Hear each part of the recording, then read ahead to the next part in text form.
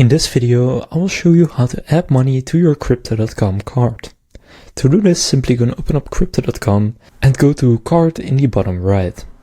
From there, gonna click on add funds, and now it's pretty simple. You just need to select which currency you have. For example, I have a little bit of Bitcoin, and then from there you want to choose how much you want to add. Now what you can also do is, for example, add using a card or a cash, which you can all swap at the top. Now I have money in my crypto wallet, so I'll use that. And then from there, for example, if I click add 10 euros, from there you can now see confirm funds to card. Just click confirm and enter your passcode.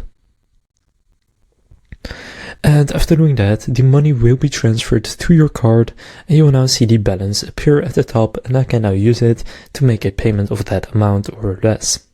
So that's how to add money to your Crypto.com card. If this video was helpful, please consider leaving a like and subscribing to my channel. With that being said, I will see you in the next video.